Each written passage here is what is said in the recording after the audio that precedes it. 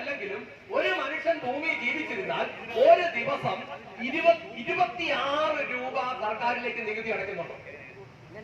70 വർഷത്തിന് 26,000 ദിവസം വെച്ച് കൂട്ടിയാല് ഏതാണ്ട് 70 ലക്ഷത്തിലധികം രൂപ ഒരു മനുഷ്യൻ അറിയാതെ തന്നെ ഗവൺമെന്റിലേക്ക് ടാക്സ് അടയ്ക്കുന്നുണ്ട്.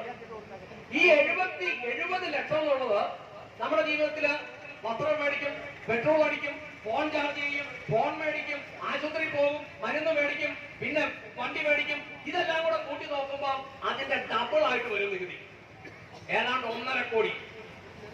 എന്നാൽ നമ്മള് ഓരോ മനുഷ്യനും ഈ 700 രൂപ ശമ്പളമുള്ള മനുഷ്യൻ പണിയെടുക്കുമ്പോ അതിന്റെ ഉൽപാദനവും കൂടെ കൂട്ടി നോക്കിയാൽ ഏതാണ്ട് 5 കോടി മുതൽ 6 കോടി രൂപ വരെ ഏതൊരു സാധാരണക്കാരനും ഒരു ജീവിതകാലത്ത് സമൂഹത്തിലേക്ക് നിക്ഷേപിക്കുന്നുണ്ട്. ഈ 6 കോടി ഗവൺമെന്റിലേക്ക് അല്ലെങ്കിൽ സമൂഹത്തിലേക്ക് നിക്ഷേപിച്ചിട്ട് 60 വയസ്സ് കഴിയുമ്പോൾ അവര് ചോദിക്കുക, പിന്നീടുള്ള 10 വർഷം മാസം 10,000 രൂപ വെച്ച് വർഷം 1,20,000 രൂപ തരാമോ? അല്ലെങ്കിൽ മാസം 10,000 രൂപ വെച്ച് 60 മുതൽ 70 വരെ ജീവിക്കുമെങ്കിൽ പിന്നീടുള്ള 10 വർഷത്തേക്ക് 12 ലക്ഷം രൂപ തരാമോ? 6 കോടി രൂപ കൊണ്ട് അടച്ചിട്ടാ ചോദിക്കുന്നത്. ചുമ്മാ പിച്ചക്കാശൊന്നും അല്ല ഇവരോടൊന്നും ചോദിക്കുന്നത്.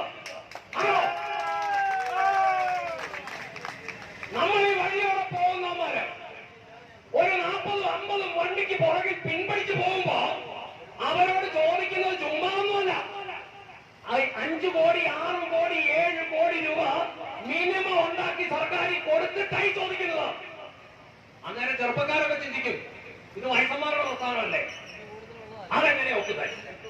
ഞാൻ പറയുന്നു, നമുക്ക് അറിയാം, സ്കൂളിൽ പഠിക്കുന്ന കാലത്ത് സമയം പോവുകയല്ലാത്തത്. തിങ്കളാഴ്ച തുടങ്ങിയാൽ വെള്ളിയാഴ്ച വരെ പോകത്തേയില്ല. എന്നാൽ അവധി ദിവസങ്ങൾ നോക്കി നിൽക്കുമ്പോ കടന്നു പോകും. ഇതുപോലെ